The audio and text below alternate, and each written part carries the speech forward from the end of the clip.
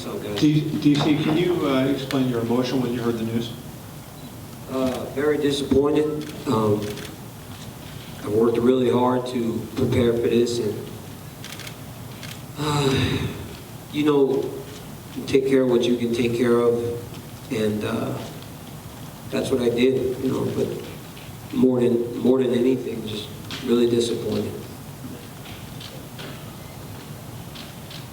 We obviously don't know. You know, he has the right to test the B sample, so we don't know what the outcome is going to be. Were you believing the success story that he was showing? You know, a lot of stories were talking about his resurrection and how he had worked with a crisis management PR person to kind of turn his life around. Were you seeing that up close, you know, compared to what you saw him the last time you guys went through this? You know, honestly, I tried to make it a point that that stuff was irrelevant to me because I was worried about the fight on Saturday night. You know, I spent a lot of time in the build-up to the first fight dealing with emotional stuff and out of the octagon stuff, and I just after the press conference in March, you know, I just realized that I cannot fight this battle for everyone. I have to fight it for myself. So my focus shifted. It was on me and my family, my team, and just representing the company to the best of my ability. Can you compare this to the Olympics? Is this in any way similar to what happened to you in Beijing? You know, disappointment's similar, but in Beijing it was my fault. You know, I'm the one that didn't manage my weight in the best way. But I did this time. You know, I've done everything right. I put myself in a position where I felt like I could win this fight. So to hear something like this it's very sad from a competitive standpoint, from a financial standpoint. There are a number of ways in which this is disappointing, and I really don't know exactly how to explain how I'm feeling right now. This may be a difficult question, my last one for you. You may not be able to answer it given what you just said, but if Jon is ever back, would you ever go through this again? Would you fight him again given what you've been through with him, and you know this is the 4th time you tried to fight with him? You know, it's very disappointing. You know, I've always fought whoever the UFC's offered me to fight, so I guess if Jon was back and the fight was the fight, then of course I would take it. You know, I'm just here to fight. You know, I'm here to fight. I'm here to fight and try and be an example for kids to look up to and know that, you know, regardless of your circumstances, where you start, it's how you finish. And if you do the right thing, you know, and be nice to people, care about people, people care about you. And I'm just here to like be a light for people to follow. You know, I've made a lot of mistakes in my life, just as everybody else has. But I'm just right now trying to do things in the best way that I can, you know, as a 37-year-old man.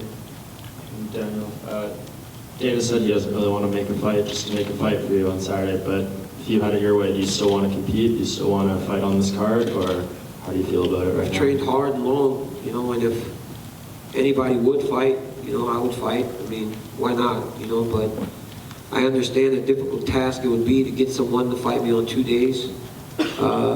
Obviously, you know, I'm willing to fight up, put some weight, you know, 225, 220, I'll fight. It doesn't matter. I just can't really fight like a really big guy right now because I've been kind of shrinking my body in order to make 205. But, you know, if it doesn't make sense for the organization or for me, then it doesn't make sense. You know, we have always been in tune, me and the UFC, and we've made these decisions together, and I'm assuming that's what we'll do this time. But if the bosses say it doesn't make sense, it doesn't make sense, I won't do it. And when would you need to really know that decision? Are you going to continue going through weight cut? I mean, obviously the scales are open Friday, 8 to 10, so when does this really need to be figured out for you?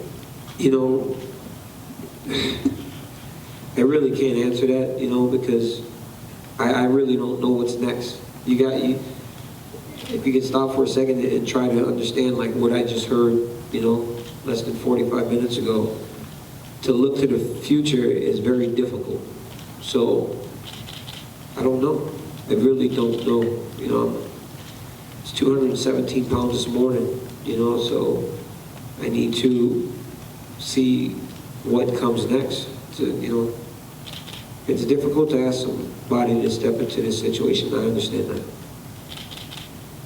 DC, we talked 2 weeks ago, a week ago, whatever it was, and you said when you were talking about the Jon Jones you saw at 197, that's the real Jon Jones. And you mentioned to me specifically at that time, with USADA and the new IV rule, this is the new Jon Jones. Did you have a clue? I mean, at that point, was there something in your head you were curious about, or because you did mention that specifically? You know, I'm not a guy that really likes to step on someone's, you know, I'm not a guy that likes to like pile on to somebody, you know. Doesn't really matter who it is. USADA changes a lot of things. You know, they are a great organization that is going to clean up our sport. And, you know, I see people say things like, this is, the USADA want this. I mean, the UFC, they did this. They didn't have to do this. They decided to clean up the sport, so you're going to have casualties. I guess in regards to that, and again, Jon deserves due process, but if this is true, you know, if a guy that's going to do something that affects you negatively a month before your fight, there's a pretty good chance that that person will do things to actually enhance them too. So, I mean, take that for whatever it is, you know, but he'd never failed before, so there's no reason for me to say that he was going to. But I don't even know how to say this, because I don't even know if I don't really know what happened, honestly. So I'm just here answering questions because I'm open. You know, I'm an open book. I know it's also fresh in your mind, DC, and this is probably a really hard question to ask you, but I mean, you know, we know the standard suspension is 2 years. I mean, that's a long time. I mean, do you have to allow yourself a little bit of time to kind of deal with this, or do you have to kind of put Jon Jones out of your mind for now? Because, I mean, we don't know how long this is going to take. He could be gone for 2 years. That's a long time. You know, again, it's very difficult to answer, but I've got to move forward. This chapter in my life has been dragging me, and it's made me ugly. And it's not me normally. You guys have seen me over the course of my career, and some of my behavior in regards to that young man is very different. And I guess we'll see what happens in his appeal process. But as of right now, I've got to move forward. You know, I can't live in this space right now. I've got to start to move forward and start to clear my mind of anything in regards to him. Last question, and this might be again, kind of a follow-up to that, maybe even Dana can weigh in, but, you know, if UFC 200 doesn't come together, and I know, like Dana said, we don't want to just throw you in there with somebody, you know, how quickly do you want to fight? I mean, is that like, you know, are you going to, I mean, is there a chance you would change that Glover-Johnson fight, perhaps? Or, I mean, how quickly would you want to get DC a fight? You know, how quickly would you want to fight DC? I mean, you just went through a training camp, so.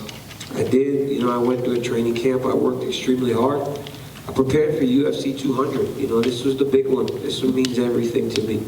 But once again, you know, when the UFC calls me, they tell me it's time to go, I'll be ready to go. But I'm going to need a little bit of time.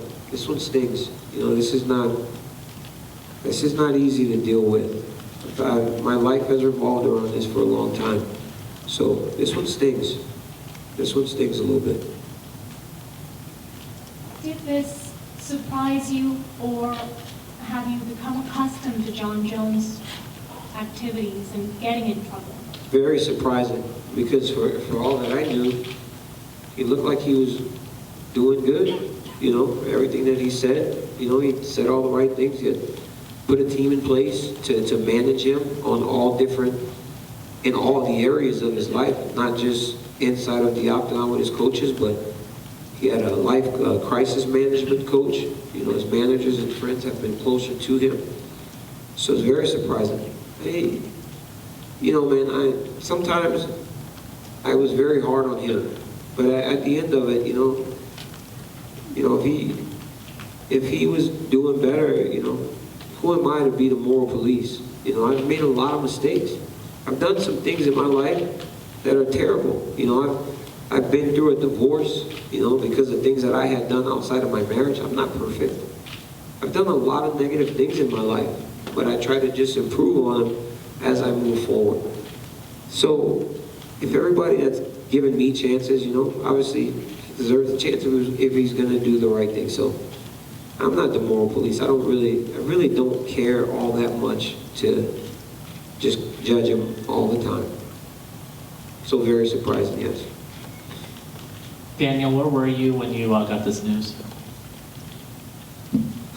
The last hour and a half has been very tough because I got a text from Dana and he said, hey, what are you doing? And I was like, nothing, I'm just laying down resting. Got to train at 8:45, try to lose some weight. And I asked him if it was about my shoes or something. And he was like, no, it's not about your shoes. Can you meet me at 8 o'clock? It's this very bad feeling in the pit of my stomach, you know, because as you guys know, I've dealt with a lot of negative in my life in terms of bad things happening. So I kind of got that feeling like, this guy always gives me good news. You know, this guy calls you with a 7-figure check, like, dude, you're rich now. You know, he calls you with good news. And the mood didn't feel very good. So it was scary. And so I came here, I was actually early. It's probably the first time I've been early for anything, but I needed to know. But he's usually the good news guy. And today he had to deliver some pretty bad news and was very good through it. You know, I appreciate the way that Dana handled it and the fact that you were actually there to console me and really kind of walk me through everything. Because in those moments, you know, a lot of times you really do need someone. And, you know, even if it's just a hug, you know, put your hand on that guy's back. Sometimes you need support. That's what I've always got from the UFC. Cool, we're gonna wrap it up, guys, okay? Thank you, guys. Thanks for coming late. Thanks, we appreciate it. Kind of a downer, you know, big, awesome weekend and great fights, and so it kind of sucks, but what are you gonna do?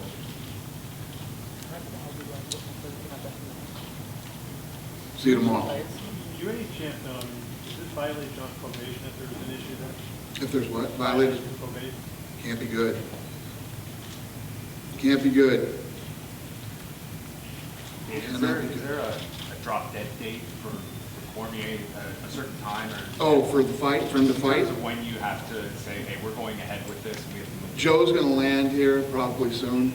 I'll talk to Joe and talk to Daniel and see what we can do.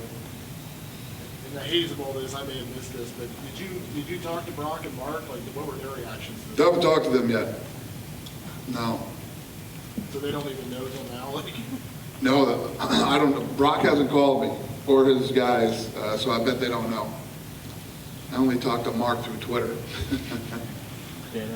So, Dana, off the top of your head, are there a couple of guys that maybe could step in? off the top of my head, no. Off the top of my head, no, but off the top of Joe Silva's head, I'll bet he'll have a couple, you know? I've been dealing with this, and obviously, like he said, telling him he was a mess, you know? It was cool of him to come out and talk to you guys. I didn't know if he was gonna, because he was a mess, so, it's tough. You know? Patrick Cummins level guy too low? Did what? A Patrick Cummins level guy too low? Last time you had this situation, you fought Patrick. Yeah. I don't know. I mean, we really got to look and see who's available, who's willing. You know, what happens is when this news comes out, guys start calling Joe Silva going, I will take that fight. So that's usually how it works. When Joe lands, Joe's going to be like, what the hell? Guys are calling me to fight Cormier? This can't be good. He referenced heavyweight. I mean, would you, the pool would theoretically could have, include heavyweights. Would you, do you think that that's a Well, I wise think he move? said he doesn't want to fight a heavyweight. I thought he said 220, he'd fight up to 220, 220. Is that what he said? He said he can't fight a big guy because he started his weight up at 220, 225. Right. All our heavyweights are big guys. Yeah. So, Dana. Joe Silva just texted me. You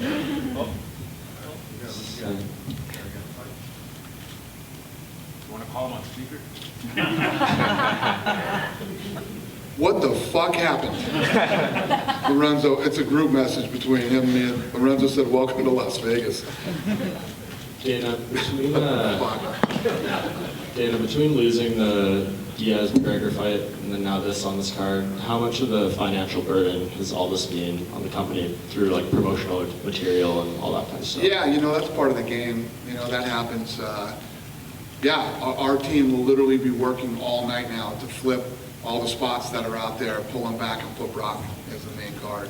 It definitely sucks and it's a problem, but this is what we do, Is Tate Nunes now the co-main? Oh yeah. Joe's getting texts already with guys who want to fight Musasi. I'm gonna get to work. Okay. I'm not fight Musasi. I want to fight DC. Musashi wants to fight DC? Cool. That's what you're saying? No, I don't know why I said Musasi, but I meant DC. Yeah. Thank you guys. Appreciate it. Have a good night. Thank you.